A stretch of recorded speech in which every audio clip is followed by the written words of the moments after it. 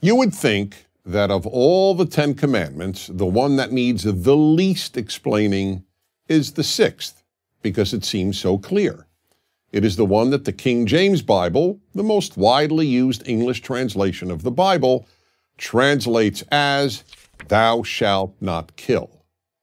Yet the truth is quite the opposite. This is probably the least well understood of the 10 Commandments.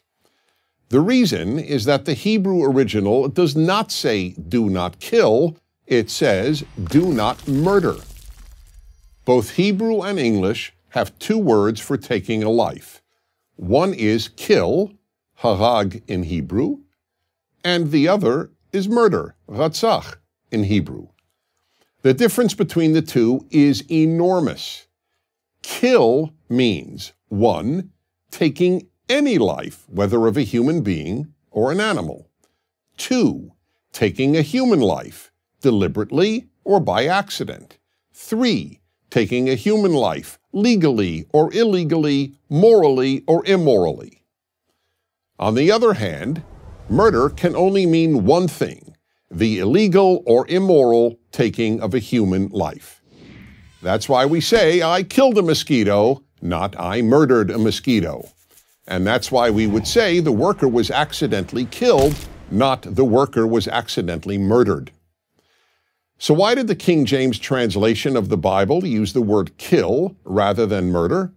Because 400 years ago, when the translation was made, kill was synonymous with murder. As a result, some people don't realize that English has changed since 1610, and therefore think that the 10 Commandments prohibits all killing. But of course it doesn't. If the 10 Commandments forbade killing, we would all have to be vegetarians. Killing animals would be prohibited. And we would all have to be pacifists, since we could not kill even in self-defense.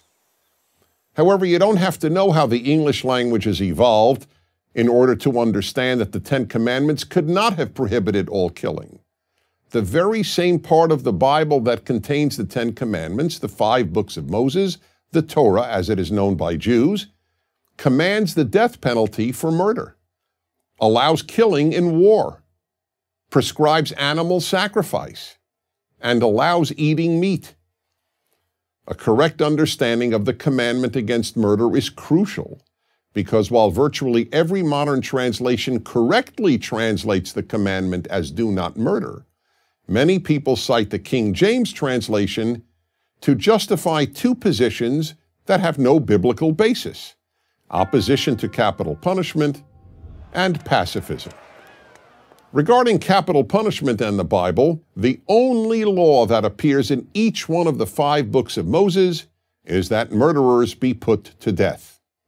Opponents of the death penalty are free to hold the view that all murderers should be allowed to live, but they are not free to cite the Bible to support their view. Yet many do, and they always cite the commandment, "do not kill." But that, as should now be abundantly clear, is not what the commandment says, and it is therefore an invalid argument. As regards pacifism, the belief that it is always wrong to kill a human being, again, anyone is free to hold this position, as immoral as it may be, and what other word than immoral can one use to describe forbidding the killing of someone who was in the process of murdering innocent men, women, and children in, let's say, a movie theater or a school? But it is dishonest to cite the commandment against murder to justify pacifism. There is moral killing, most obviously when done in self-defense against an aggressor, and there is immoral killing. And the word for that is murder. The 10 Commandments are portrayed on 2 tablets. The 5 Commandments on the second tablet all concern our treatment of fellow human beings. The first one on that list is "do not murder." Why? Because murder is the worst act a person can commit. The other 4 commandments prohibiting stealing, adultery, giving false testimony, and coveting are all serious offenses. But murder leads the list, because deliberately taking the life of an innocent person is the most terrible thing we can do. The next time you hear someone cite "do not kill," when quoting the sixth commandment, gently but firmly explain that it actually says, do not murder. I'm Dennis Prager. Join Prager University, subscribe to our YouTube channel, and sign up for free at prageru.com.